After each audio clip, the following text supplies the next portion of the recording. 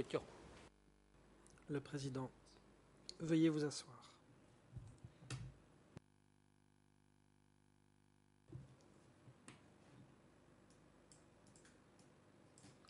Reprise de l'audience.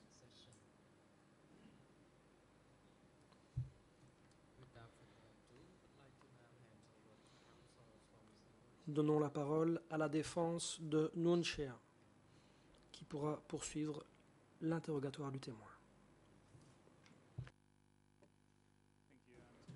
La défense. Merci, Monsieur le Président. Bon après-midi à toutes les personnes ici présentes. Pour que tout le monde, y compris le témoin, puisse se faire une idée des objectifs de la défense pour aujourd'hui, je me suis entretenu avec mes confrères. J'ai l'intention de poursuivre mon interrogatoire jusqu'à 15h ou 15h15, après quoi je laisserai la parole à mes confrères. Nous avons une demande à formuler à la Chambre. Nous pensons savoir que la Chambre y a déjà fait droit, à savoir que c'est l'équipe de Khieu Sampan qui prendra le relais en premier, après quoi ce sera au tour de la défense de Ieng Sary. Voilà donc notre projet pour cet après-midi, pour notre part. Si cela ne pose aucun inconvénient, je vais donc poursuivre mon interrogatoire du témoin. Monsieur Hun Chun Lee.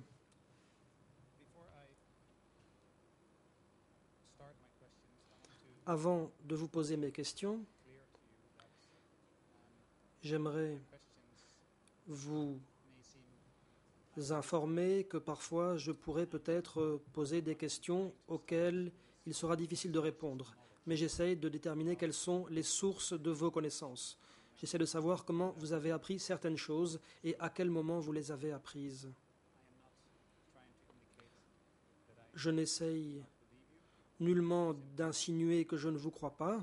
J'essaye seulement de découvrir sur quoi vous avez fondé vos informations.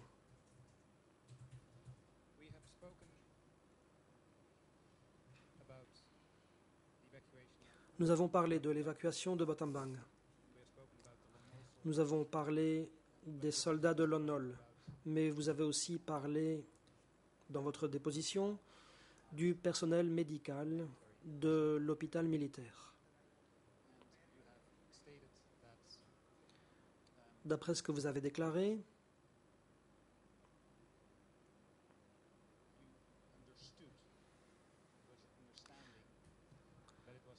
vous aviez cru comprendre que la politique des Khmers rouges consistait à tuer le personnel médical militaire à partir d'un certain rang. Est-ce qu'effectivement c'est ce que vous avez déclaré? À savoir que d'après ce que vous compreniez, il existait une politique consistant à exécuter les membres du personnel militaire médical à partir d'un certain rang.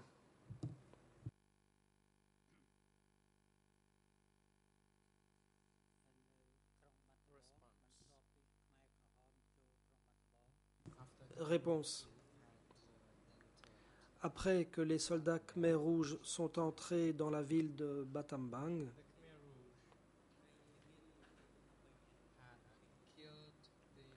les Khmers rouges ont commencé par tuer 13 membres du personnel militaire.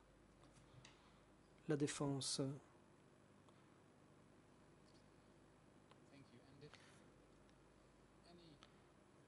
Merci.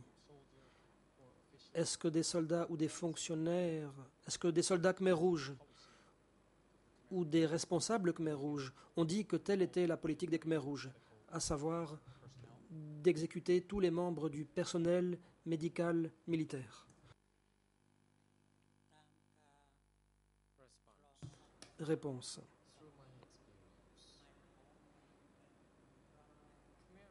D'après mon expérience, les Khmers rouges n'ont pas seulement tué le personnel médical militaire, ils ont aussi tué du personnel médical civil. mais seulement plus tard. Question. Vous avez dit qu'ils avaient tué du personnel médical, militaire et civil, mais ma question est différente. Qui vous a dit, si quelqu'un vous l'a dit, qu'il s'agissait là d'une politique des Khmers rouges que de tuer le personnel médical militaire? Quelqu'un vous a-t-il fait part d'une telle politique? Réponse. Cette politique n'a pas été exprimée, mais concrètement, pratiquement, c'est ce qui s'est produit. Question. Dès lors, peut-on affirmer que sur la base de ce que vous avez vu autour de vous, vous supposez, vous concluez qu'il existait une telle politique? Réponse. Je peux affirmer qu'il s'agissait d'une politique des Khmers rouges que d'exécuter les anciens membres du personnel médical militaire, ainsi que les médecins civils, ainsi que les intellectuels et les gens instruits. Question. Dans l'interprétation que j'ai entendue, vous affirmez que ces tueries faisaient partie d'une politique des Khmers rouges. Ma question n'a pas changé. Est-il raisonnable d'affirmer que vous supposez qu'il existait une telle politique sur la base des événements dont vous avez été le témoin?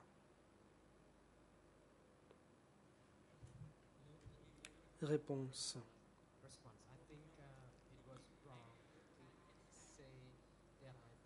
Il est faux d'affirmer qu'il s'agit de conjectures de ma part. Il ne s'agit nullement de spéculation. J'ai déposé devant la Chambre, m'appuyant sur ce que j'avais vu. Et c'est ce qui est arrivé dans tout le Cambodge à cette époque-là. La défense. Laissons cela de côté pour l'instant. Peut-être que mes confrères y reviendront. Moi, je sais que le temps passe. Vous avez dit que c'est ce qui s'est produit dans tout le Cambodge à l'époque.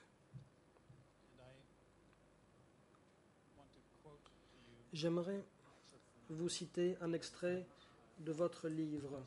Je donne les ERN en anglais 00 36 96 75 et en khmer 00 67 87 51. Il s'agit du prologue. Voici ce que vous écrivez. Mon livre couvre uniquement la ville de Battambang et 2 districts de la province de Battambang. Dans la ville de Battambang, j'ai travaillé dans 2 hôpitaux régionaux des Khmers rouges, l'hôpital militaire et l'hôpital civil. J'ignore si dans d'autres provinces, les Khmers rouges ont convoqué le personnel médical de l'ancienne société pour travailler dans leurs hôpitaux avant de les éliminer physiquement.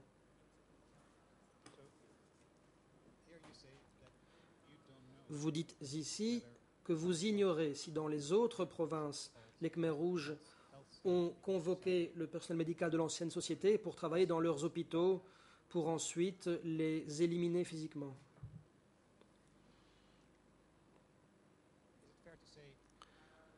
Est-il raisonnable d'affirmer que vous n'êtes pas en mesure de faire des observations sur ce qu'était la politique des Khmers rouges au Cambodge, dans tout le pays à l'époque?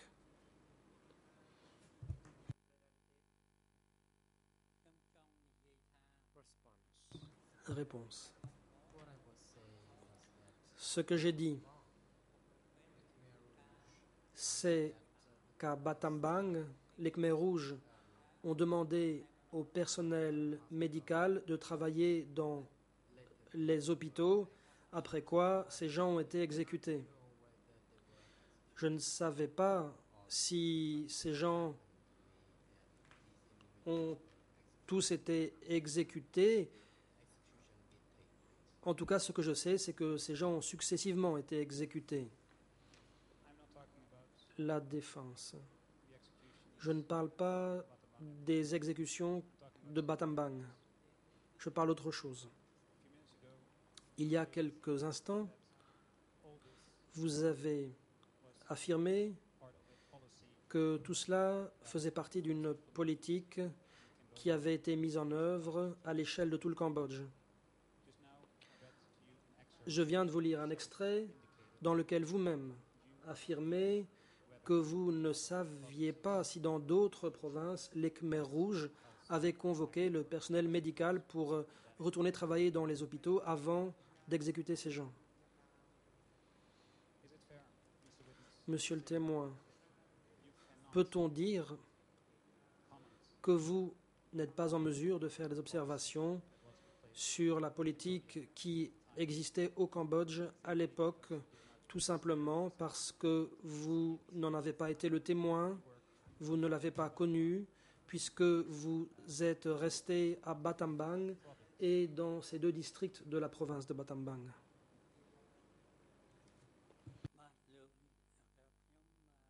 Réponse.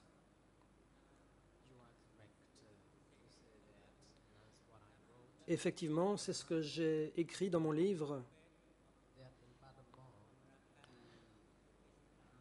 Je savais qu'à Battambang, le personnel médical a été invité à travailler, mais ensuite, ces gens ont été exécutés. Je ne sais pas si ailleurs les choses se sont déroulées comme à Battambang. La défense. Merci.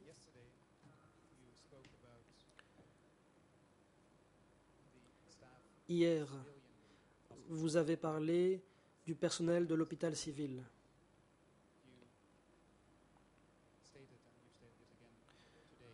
Vous avez dit, et vous l'avez répété aujourd'hui, que le personnel médical des hôpitaux civils avait été exécuté à compter de l'année 1977.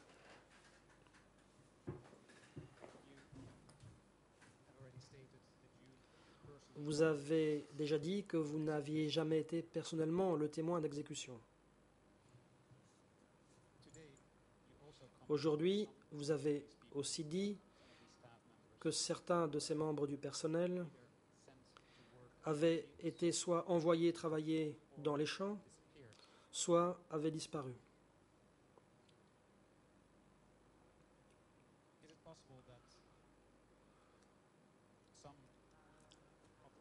Se peut-il que certains de ces membres du personnel médical qui ont été retirés des hôpitaux après 1977 n'aient pas été exécutés, mais qu'ils aient par exemple été transférés pour travailler dans les champs ou qu'ils se soient échappés du pays après la chute des Khmers rouges? Réponse.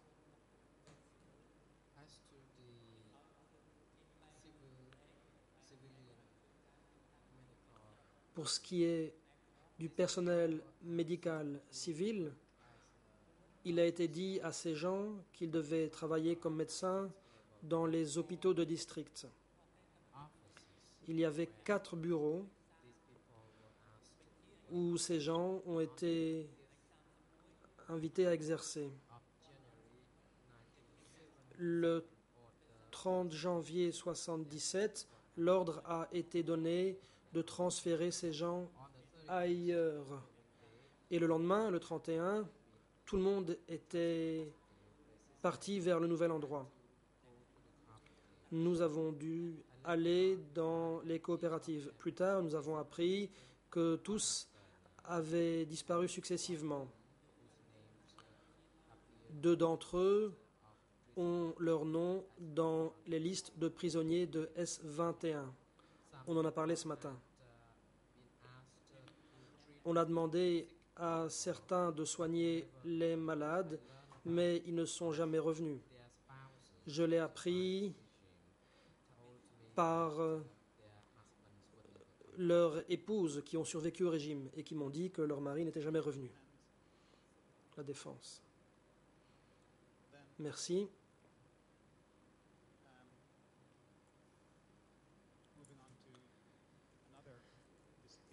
Je passe à une autre disparition, celle de Siu Heng.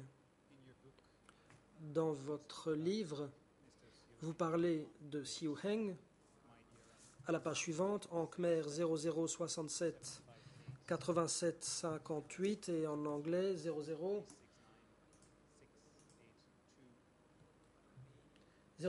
36 96 82. Vous dites, nous n'avons plus reçu d'informations, mais bien des informations qui ont circulé par le bouche à oreille en ville. Nous avons appris que les Khmers rouges avaient arrêté Siu Heng, qui était hémiplégique, et qu'il avait conduit dans la province de Pailin. Vous parlez d'informations circulant par le bouche à oreille.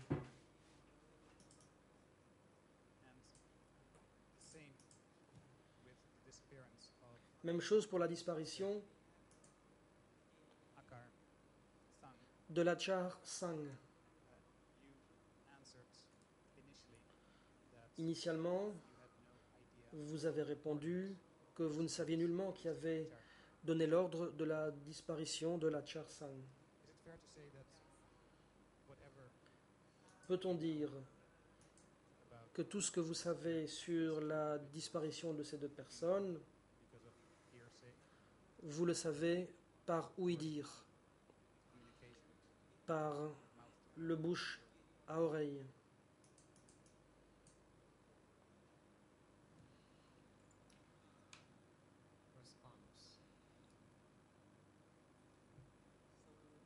Réponse.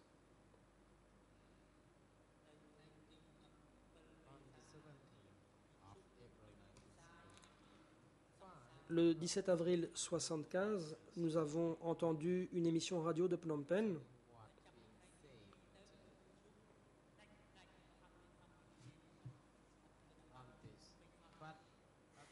à ce sujet. Quelques jours plus tard, je n'ai plus pu écouter les émissions venant de Phnom Penh car il n'y avait plus de réception.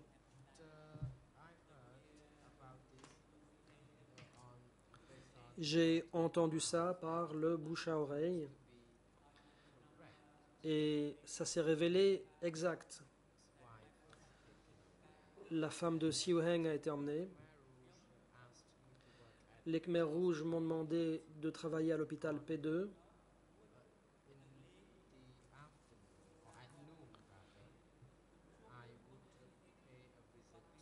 Et vers midi, je suis allé chez Siu Heng et j'y ai rencontré sa femme et ses enfants.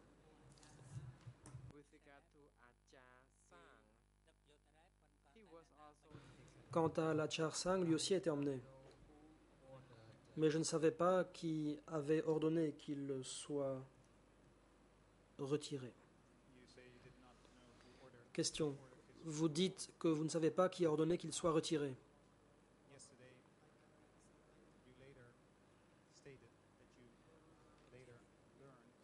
Or, hier, vous avez dit que par la suite, vous avez appris qu'il s'agissait d'un ordre émanant de l'échelon supérieur.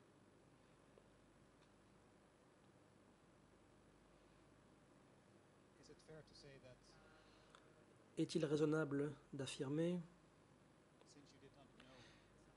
que puisque vous ne saviez pas qui avait donné l'ordre de retirer Lachar Sang,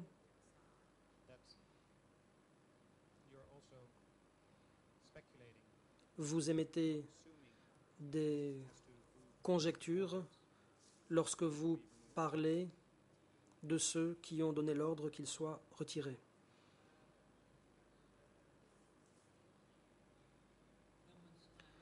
Réponse. Il ne s'agit pas de conjecture.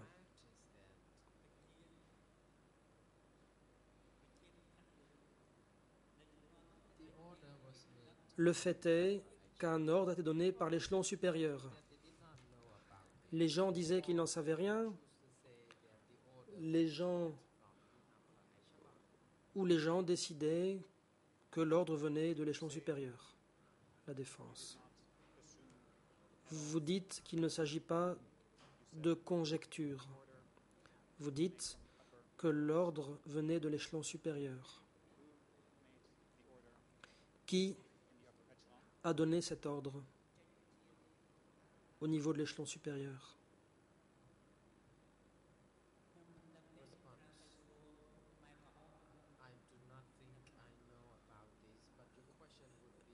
Réponse. Je n'en sais trop rien. Posez la question au Khmer Rouge eux-mêmes. C'est eux qui employaient ce genre de formule.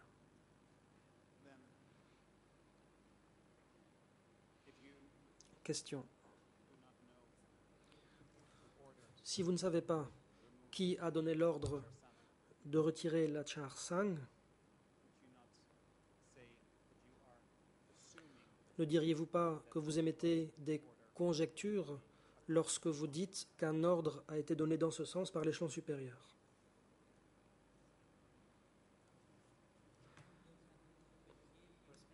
Réponse. Je maintiens qu'il s'agissait d'un ordre émanant de l'échelon supérieur des Khmers rouges.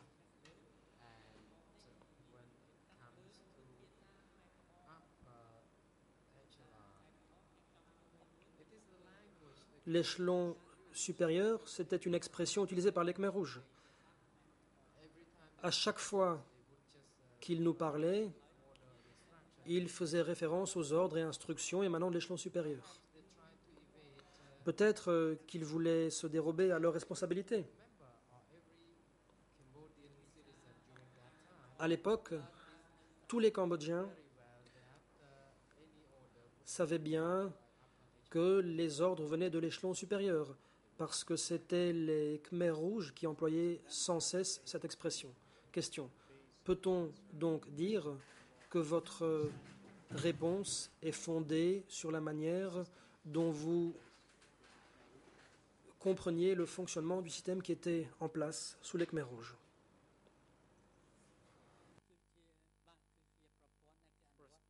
Réponse. Effectivement, cela relève du système qui était appliqué à l'époque des Khmers rouges. La défense. Je vais laisser cette question de côté pour l'instant.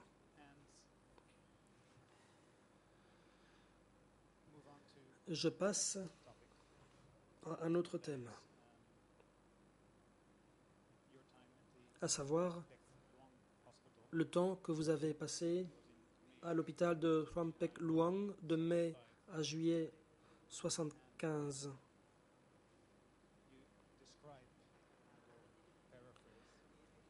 Pour vous paraphraser, vous dites que le camarade Su a ordonné que tous les médecins et un petit nombre d'infirmières et de sages-femmes aillent travailler dans les hôpitaux. Vous dites que votre ami, M. Takvei, vous a demandé de faire vos bagages et de l'accompagner pour retourner à Battambang et pour aussi aller chercher le docteur Nichang. Est-ce qu'effectivement, Mitsu a donné des ordres pour que tous les médecins et un petit nombre d'infirmières et de sages-femmes aillent travailler dans les hôpitaux?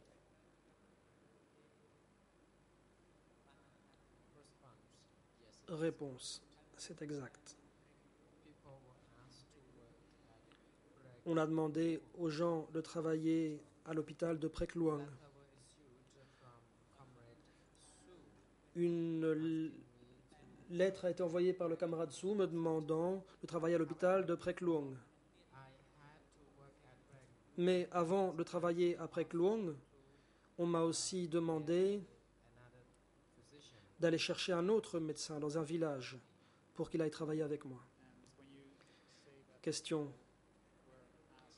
Vous dites qu'on a demandé aux gens de travailler à l'hôpital de Prek Luong. Est-ce que vous parlez là de personnel médical?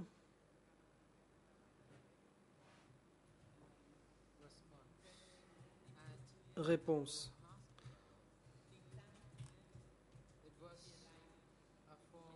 L'hôpital de Prek Luong était un ancien lycée. Le lycée avait été fermé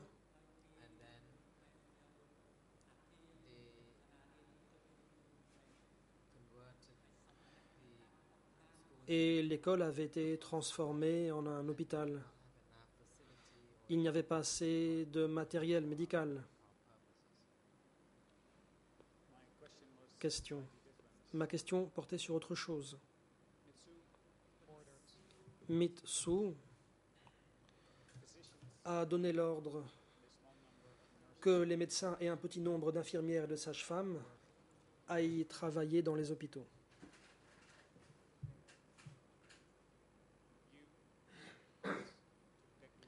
Vous êtes allé à l'hôpital de Prek Luong. Le docteur Nicham est allé travailler à l'hôpital. Est-ce que d'autres médecins sont allés travailler à l'hôpital avec vous?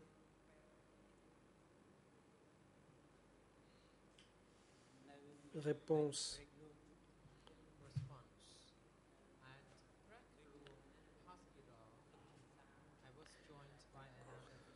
Un autre médecin m'a rejoint à l'hôpital de Prek Luong, Kong Kong Sam. Son nom apparaît aussi dans la liste de prisonniers de Tuol Sleng.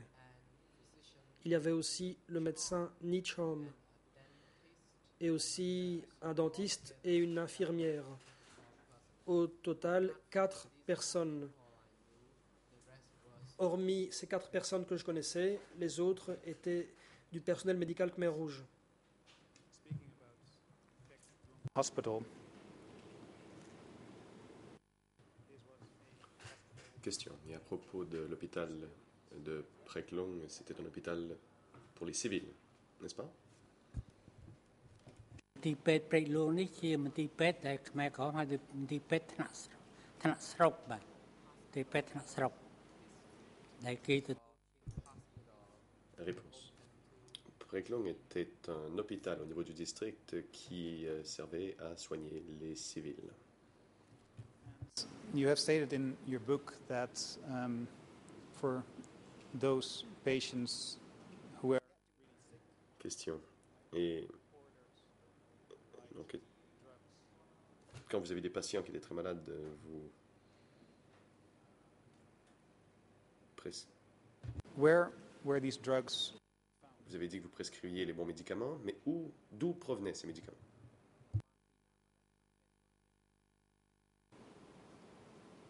តាមពេទ្យទាំងអស់នេះគឺថាប្រធានមន្ទីរពេទ្យគេបានពីណាមកខ្ញុំមិនដឹងទេប៉ុន្តែ Réponse. Je ne savais pas d'où ces médicaments avaient été obtenus. Il y avait un entrepôt dont le directeur de l'hôpital avait la supervision, mais je ne savais pas où ils avaient obtenu tous ces médicaments. Question. Et donc, dans cet hôpital Khmer Rouge, vous avez soigné des patients et vous avez pu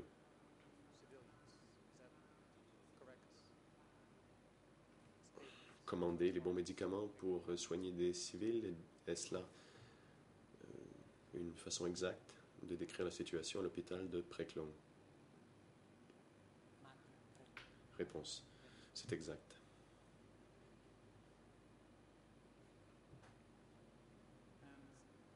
Question.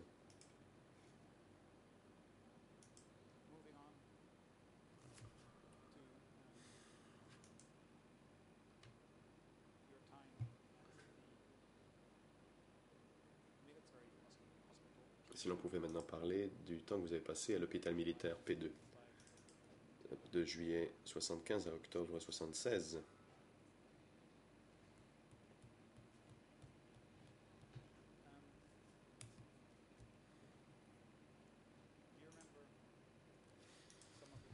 Vous souvenez-vous du nom de certains des médecins qui avaient travaillé avec vous à cet hôpital?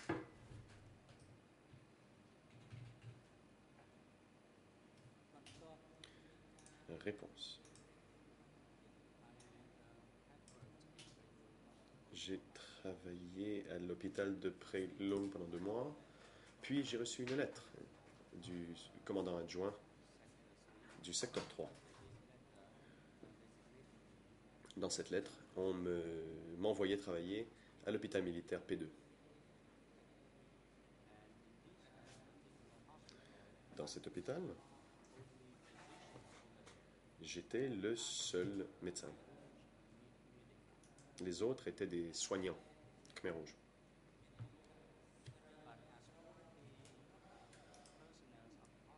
Pour ce qui est du personnel, il y avait 2 groupes. Le premier groupe était des soignants de sexe masculin et l'autre groupe était le personnel de sexe féminin.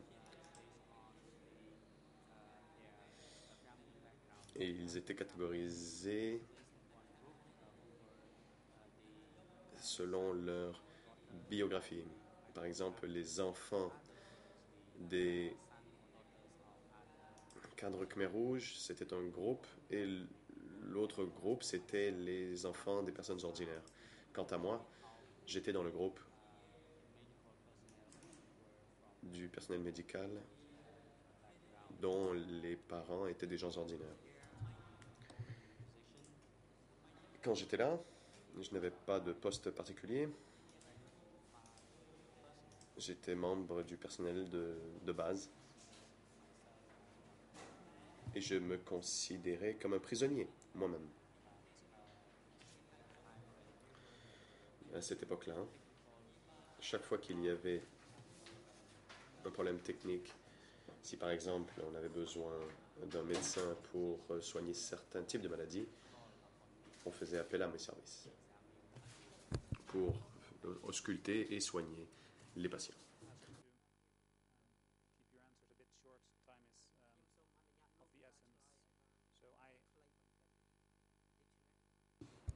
Le temps file, dit Maître Pao. Je vais donc passer au prochain sujet.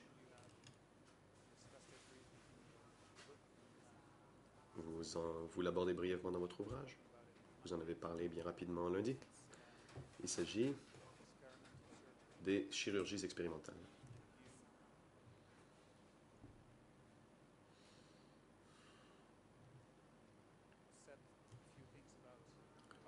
Vous avez dit certaines choses à propos de ce sujet, mais j'aimerais savoir si vous pouvez nous dire aujourd'hui, avez-vous été témoin oculaire de chirurgies expérimentales menées par quelques officiels Khmer Rouge ou membres du personnel? Je ne veux pas savoir ce que l'on vous a dit ou ce que vous avez peut-être lu quelque part.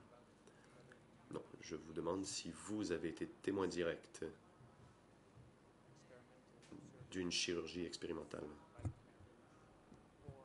effectuée par des Khmer Rouges.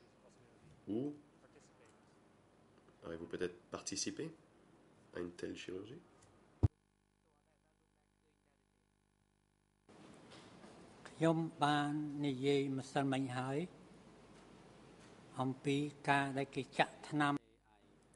Réponse. Hier, j'ai dit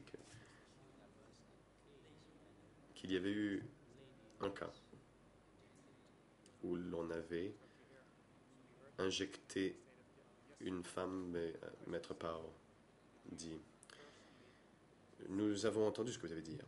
Ce que je vous demande, c'est si vous avez été témoin direct de chirurgie expérimentale ou avez-vous vous-même effectué une telle chirurgie?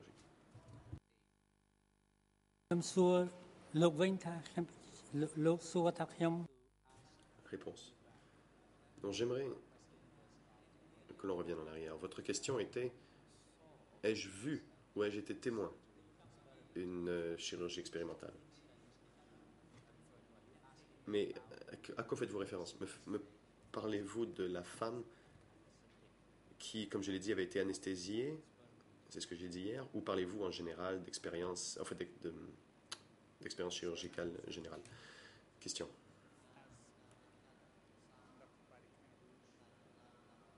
Des chirurgies expérimentales menées par les Khmers rouges. Vous en parlez dans votre ouvrage.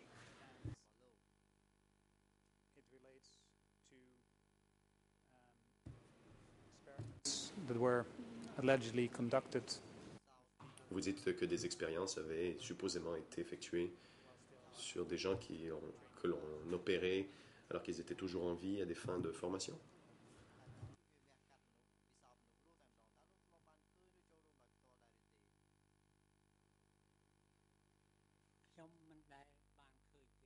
Réponse. Je n'ai jamais été témoin de ces expériences. Et je n'ai pas non plus participé à quelque expérience chirurgicale que ce soit.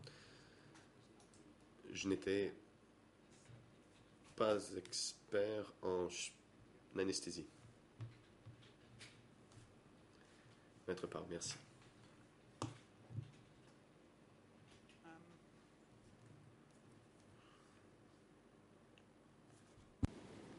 I move on to the next topic. Je vais passer au prochain sujet.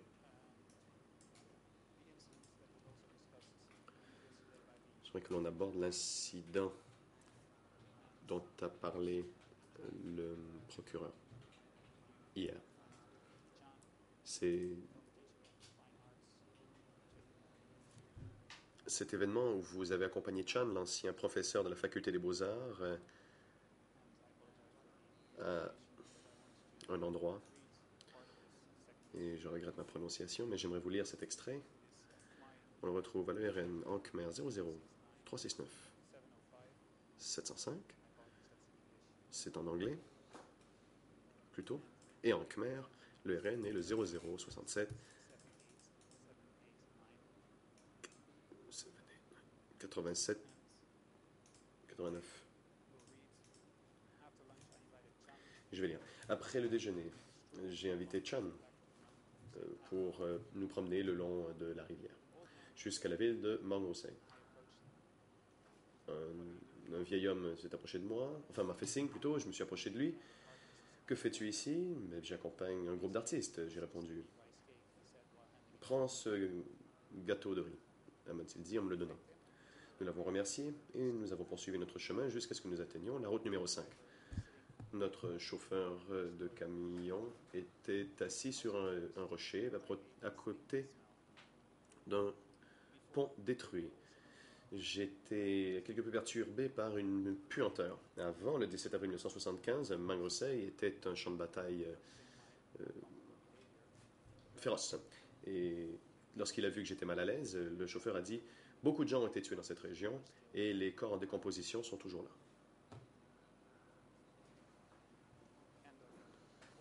Voilà l'extrait de votre livre. J'ai un peu de difficulté à comprendre ce passage et j'aimerais m'assurer d'avoir bien suivi.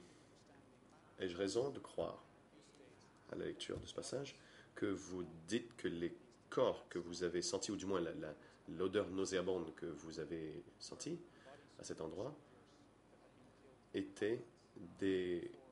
provenaient de cadavres de soldats qui avaient été tués au combat avant le 17 avril?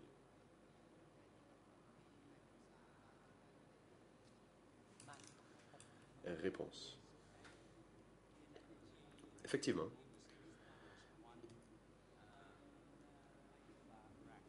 Il y avait une caserne à Mangrosei. Et avant de s'emparer de Battambang, de la ville de Battambang, les Khmers rouges ont détruit la caserne. Il s'agissait d'une bataille féroce et même les maisons en briques à Mangrosei ont été endommagées par des tirs d'obus et des coups de feu. Et ils se sont battus jusqu'à Battambang. Donc, alors que j'étais à côté de la rivière, j'ai pu sentir les corps en décomposition. Et les gens autour de moi m'ont dit qu'il y avait des corps des cadavres de combat, et certains de ces cadavres n'avaient pas encore été déplacés, et c'est pourquoi je pouvais sentir cette odeur putride. Question. Et ces corps appartenaient tant à des soldats de Lon Nol et qu'à des soldats Khmer Rouge, d'après vos connaissances?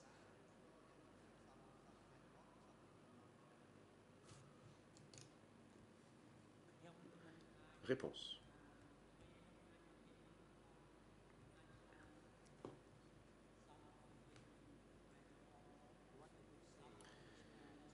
Eh bien,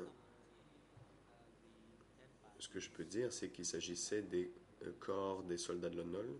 Certains étaient des soldats Khmer Rouge et certains n'étaient que de simples citoyens.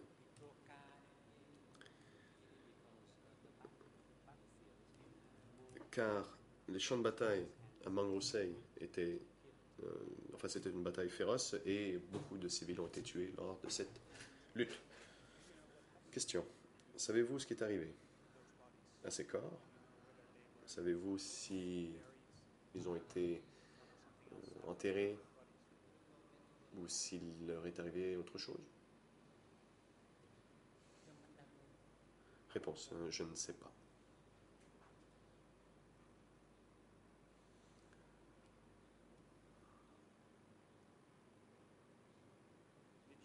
Question.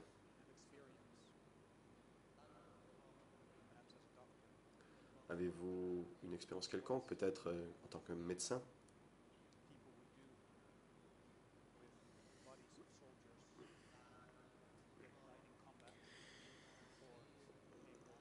Sur les habitudes ou les coutumes vis-à-vis des corps de soldats tués au combat. Étaient-ils enterrés dans des tombes individuelles ou des fosses communes?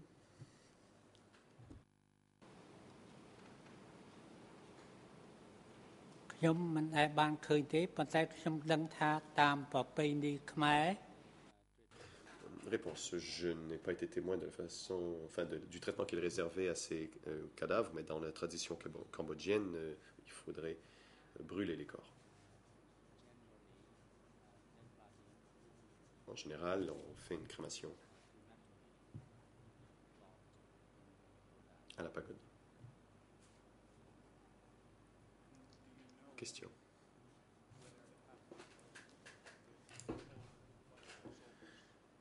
Savez-vous si cela s'est produit avec tous les corps des soldats morts au combat?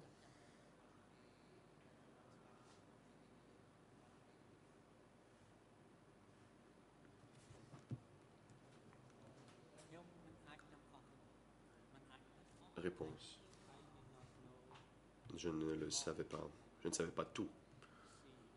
Et je n'ai pas tout vu non plus.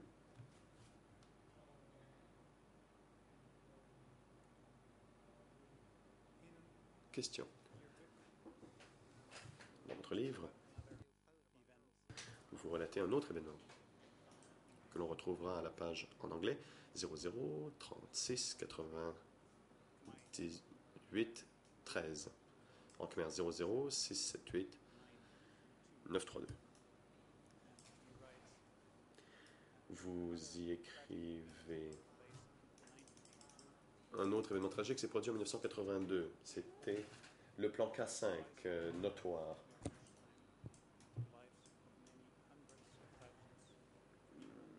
Qui a pris 2 fois plus longtemps que ce qu'elle avait pris au Khmer Rouge et a pris plusieurs centaines de milliers de vies partout au pays.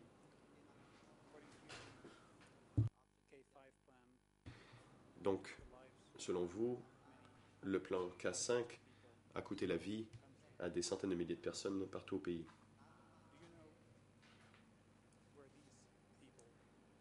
Savez-vous où ces gens ont été enterrés?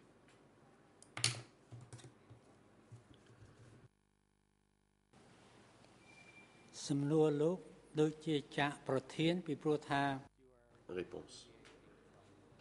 Non, mais je pense que vous écartez du sujet.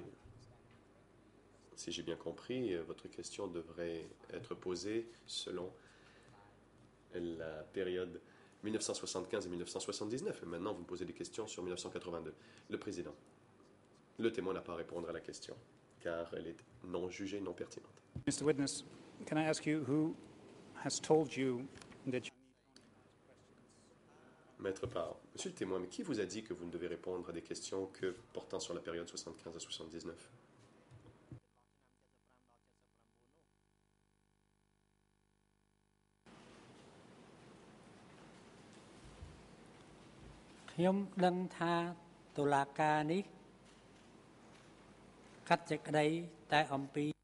Réponse. Je connais la compétence rationnée temporis du tribunal. Et je sais qu'elle couvre la période de 75 à 79. C'est ce que je sais. Maintenant, si le président me demande de le faire, je répondrai à la question.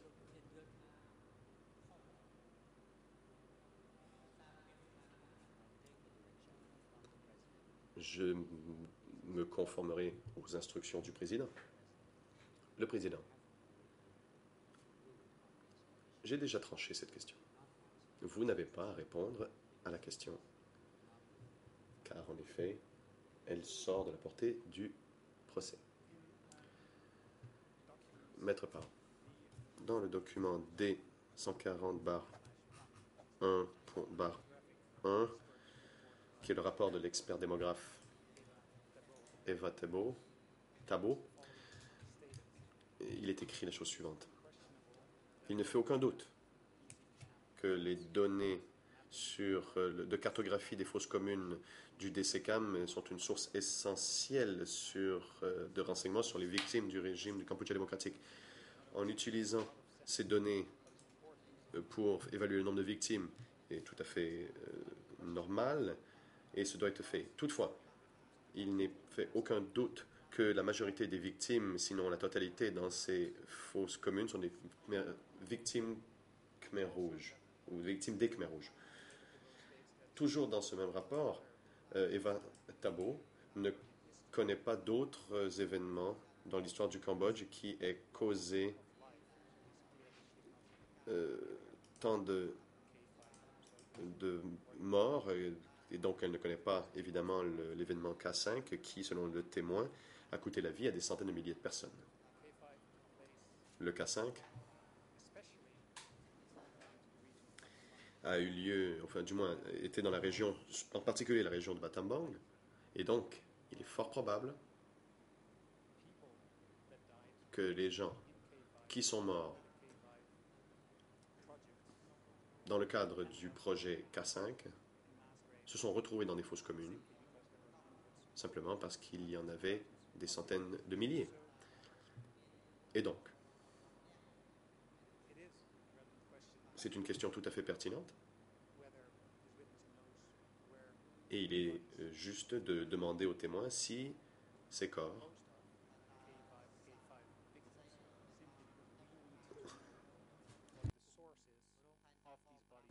étaient peut-être résultés du projet K5, car nous devons connaître la source de ces corps dans les fosses communes. Il s'agit d'une circonstance exceptionnelle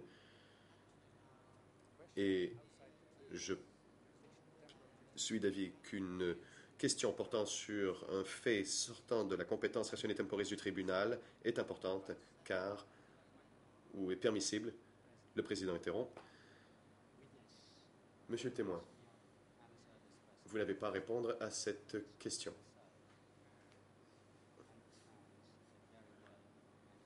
Le Conseil de la défense le comprend très bien et a déjà exprimé lui-même que sa question sort du cadre temporel des CETC.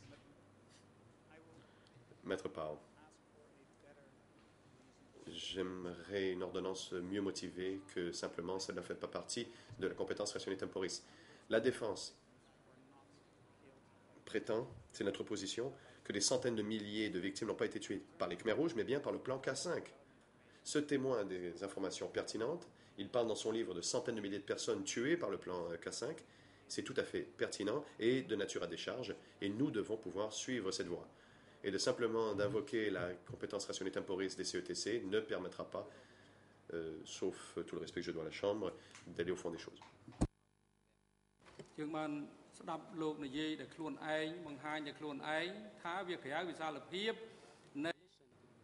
Le président. Nous avons entendu votre propre explication. Vous avez vous-même dit que votre question sort de la compétence rationnelle temporis du tribunal. C'est donc très clair, ce n'est pas pertinent, et c'est pourquoi la Chambre vous demande de ne pas poser des questions qui sortent du cadre du procès, en l'espèce. Vous pouvez toutefois poser des questions qui portent sur des faits respectant ce cadre. 002/01. Le témoin a été sommé de comparaître pour déposer sur deux choses: les transferts forcés et l'application des politiques au niveau local. Et j'ai dit très clairement dès le début quels étaient les sujets sur quoi devait porter sa déposition. Vous devez donc poser des questions pertinentes et qui portent sur ces sujets. Cette question que vous venez de poser au témoin sort du cadre du procès 002/01. De plus, elle ne relève pas des sujets sur lesquels le témoin est censé déposer devant cette Chambre. Maître Parr, je vais passer à autre chose, mais j'aimerais qu'il soit acté que ce témoin a des connaissances, il a écrit à ce sujet, il a écrit un livre à ce sujet, et le simple fait que c'est à l'extérieur, le président. Passez à autre chose, maître. Si vous n'avez pas d'autres questions, vous pouvez laisser la parole à une autre équipe de défense. Veuillez, je vous prie, passer à autre chose. Maître Parr. Je vais passer au prochain sujet. Comme on m'empêche de poursuivre cette série de questions à décharge pour mon client. Vous avez, monsieur le témoin, dit que le bureau de district était loin de là où vous étiez. Vous avez dit cela alors que vous parliez des structures administratives du régime du Kampuchea démocratique. Pourriez-vous, s'il vous plaît, nous dire ce que vous vouliez dire par « le district était loin de là où j'étais » ?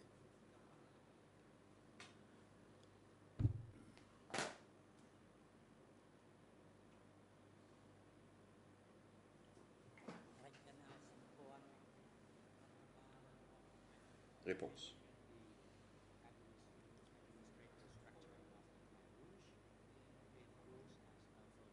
La structure administrative des Khmers rouges va comme suit. Le village, la commune, le district, le secteur, la zone. Au niveau du district,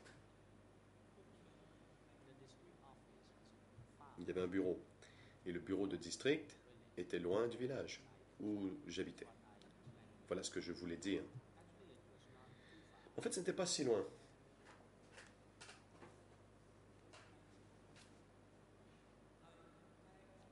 Mais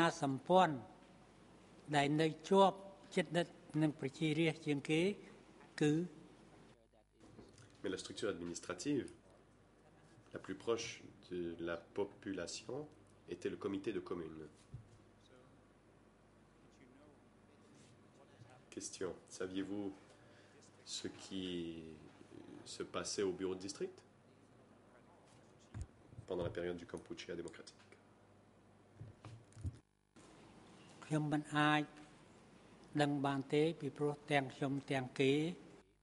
Réponse. Je ne pouvais pas savoir. À l'époque, nous n'avions pas la possibilité de nous déplacer. Nous ne pouvions pas sortir du village.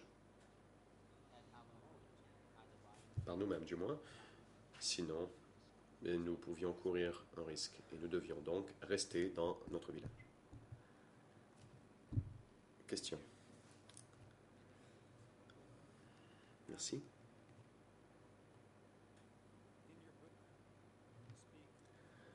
Dans votre livre, vous évoquez à 2 reprises du lavage de cerveau par les autorités vietnamiennes. Vous avez parlé donc de 3 fonctionnaires cambodgiens qui étaient allés participer à des séances de lavage de cerveau au Vietnam, et vous avez dit que vous avez vous-même suivi une formation politique de 6 mois qui n'était qu'un simple cours de lavage de cerveau.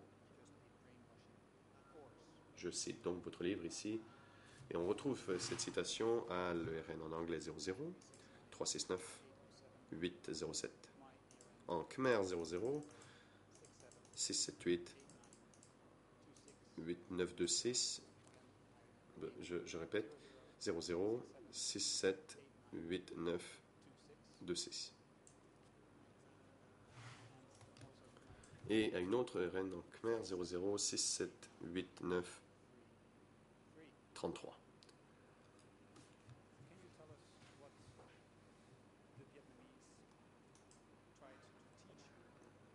Pouvez-vous nous dire ce que les Vietnamiens ont essayé de vous enseigner pendant ces cours de lavage de cerveau?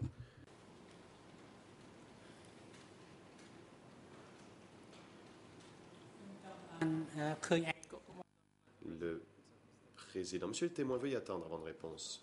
La parole est au bureau des coprocureurs. Le procureur. Mon savant confrère n'a pas cité un passage, mais si je ne m'abuse, cela est non seulement postérieur à la période du Cambodge démocratique et sort du cadre du procès, et cela n'est pas permissible. Maître Parle. Monsieur le Président,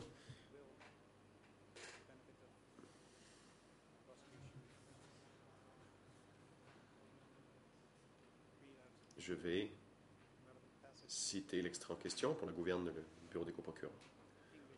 Donc le RN en anglais 003698114. Il est écrit en 1986, après être revenu d'un 10e cours d'une formation de 6 mois à Tadok au Vietnam, qui était simplement cours de lavage de cerveau. J'ai voyagé par voiture jusqu'à Nam Sap dans le district de Bovel. Donc cela touche directement à la crédibilité du témoin.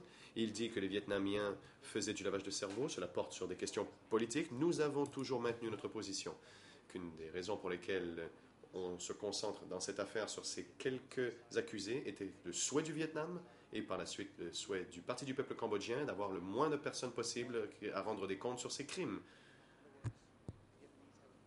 En fait, les Vietnamiens ont un programme caché qui a une influence sur leurs actes. Et nous ne sommes pas les seuls à le dire. David Chandler, même dans ses écritures, le reconnaît. Nous avons maintenant un témoin qui a écrit un livre, et dans ce livre, il est écrit que les Vietnamiens ont participé à du lavage de cerveau politique. C'est tout à fait pertinent. Cela touche la crédibilité de ce témoin, des autres témoins aussi, et aussi touche directement les sources des connaissances du témoin. Nous devons en effet savoir si les Vietnamiens ont peut-être éduqué les gens comme ce témoin sur leur version des faits, dans ce qui s'est passé dans les années 70. Nous devons savoir si on leur a soufflé des informations, implanté des renseignements. Et nous avons ici un témoin qui peut nous expliquer quel était justement le programme caché des Vietnamiens.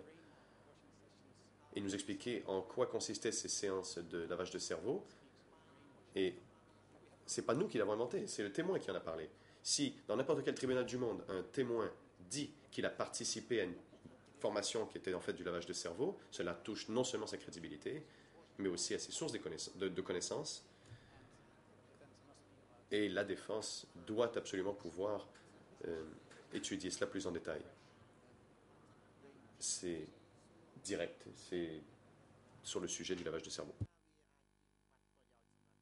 Mr. President, if I may be heard as well, because Maître Carnavas, j'aimerais aussi m'exprimer là-dessus, car ceci nous concerne aussi. let me just supplement. En complément de ce qui a été dit, ce témoin a dit que 25 ans après les événements, il a commencé à écrire un livre. 25 ans après. Dans sa déposition, il dit aussi n'avoir consulté aucun document, que tout se fonde sur son cerveau. Dans son livre, il reconnaît que les Vietnamiens ont au moins essayé de lui faire passer un lavage de cerveau. Il dit toutes sortes de choses sur les Chinois, le Kampuchea, Krom et autres. De toute évidence, nous devrions pouvoir déterminer quel type de lavage de cerveau a pu se produire. En effet, cela peut avoir une influence sur la manière dont il a vu les choses 25 ans après lorsqu'il a commencé à écrire son livre. S'agissant de l'objection déjà soulevée, comme quoi on ne peut sortir de la juridiction ratione temporis du tribunal,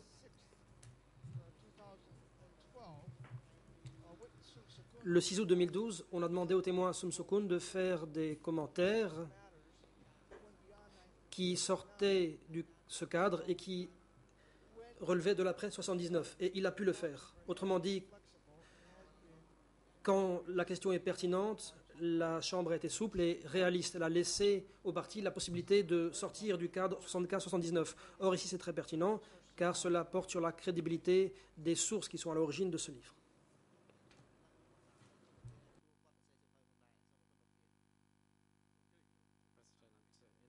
Le président. La parole est au coprocureur. Le coprocureur. Merci, Monsieur le Président. Je me suis levé après avoir entendu les observations complémentaires de mon éminent confrère. S'il y avait des justifications légitimes pour interroger le témoin en cas d'incohérence dans sa déposition, s'il y avait le moindre signe que ses souvenirs aient pu être influencés à ce point, nous n'aurions pas fait d'objection. Mais il s'agit d'une affirmation fantasque, comme quoi, du fait de politiques alléguées de certains gouvernements chinois, vietnamiens dans les années 80, à cause de cela, or, le témoin dit lui-même qu'il s'agit d'un lavage de cerveau. Il s'agit d'une affirmation purement gratuite et sans fondement. Il ne s'agit pas d'une défense légitime de Noncha ou de Ieng Sary. Et donc, la défense ne saurait envisager ce type d'argument. S'il y avait des justifications appropriées, nous n'aurions pas soulevé d'objection, mais la défense ne peut se contenter de dire « nous, la défense, disons que tel ou tel gouvernement a édicté telle et telle politique », et dès lors, nous pouvons poser toute question que nous souhaitons à ce témoin, qu'il y ait ou non des justifications légitimes découlant de la déposition faite depuis hier. Nous demandons donc qu'il soit fait droit à notre objection et que la défense ne soit plus autorisée à poursuivre dans ce sens. La défense, j'aimerais répliquer. L'accusation a répondu à Maître Carnavas très brièvement. Pour nous, cela est justifié, car c'est le témoin qui dit avoir assisté à des lavages de cerveau portant sur des questions politiques. Or, il s'agit d'une affaire politique partiellement. Deuxièmement, il ne s'agit pas que de ce témoin. Il est pertinent pour cet aspect de l'argumentation de savoir si le lavage de cerveau, peu importe qu'il ait été efficace ou non, à l'époque, les Vietnamiens ont lavé le cerveau des Cambodgiens. Le témoin le dit dans son livre. Il dit qu'il y a eu 3 autres officiels qui ont assisté à des lavages de cerveau au Vietnam. Ce n'est pas la défense qu'il invente, c'est ce que dit le témoin dans sa déposition en s'appuyant sur son expérience. C'est manifestement pertinent de voir en quoi consistaient ces programmes de lavage de cerveau au Vietnam. Si le témoin peut l'expliquer, c'est peut-être l'un des rares témoins à pouvoir expliquer en quoi ces lavages de cerveau consistaient. Et également pour ces autres officiels.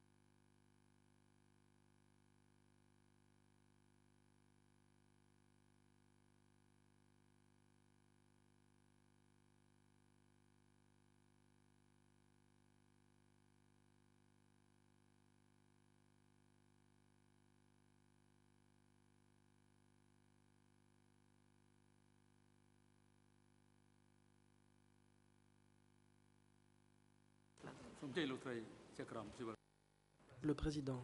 Je donne la parole à la juge Sylvia Cartwright. La juge Cartwright. Merci, Monsieur le Président. La Chambre a décidé de poser quelques questions directement à ce témoin. Maître, vous pouvez vous asseoir pendant ce temps-là. Merci, Maître Poe.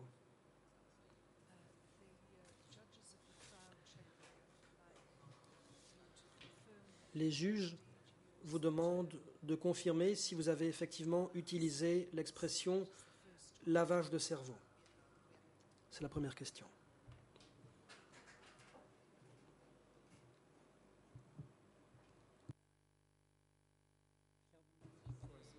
Réponse.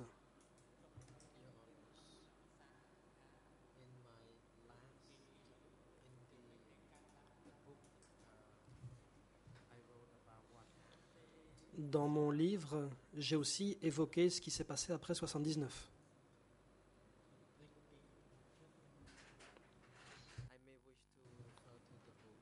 J'aimerais faire référence à mon livre. Je ne me souviens plus bien des termes que j'y ai employés. Permettez-moi de m'y référer. I have the reference pages if that's easy.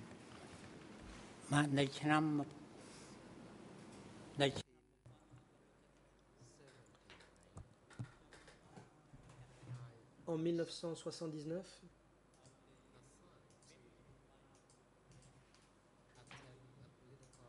on m'a envoyé assister à une session de formation politique qui a duré 6 mois.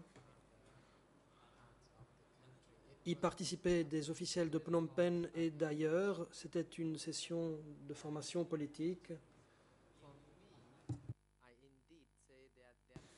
Pour ma part, j'ai effectivement dit qu'il s'agissait plus ou moins d'une session de lavage de cerveau.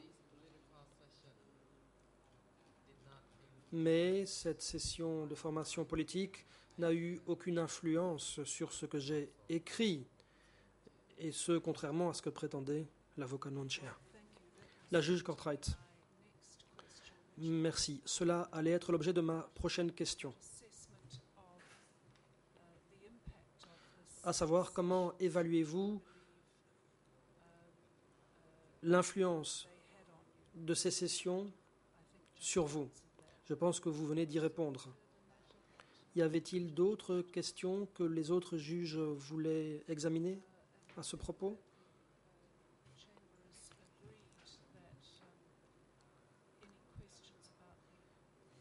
La Chambre considère que toute question sur l'objet de ces sessions est sans rapport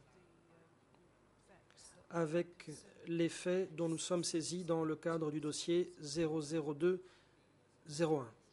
Merci, Président.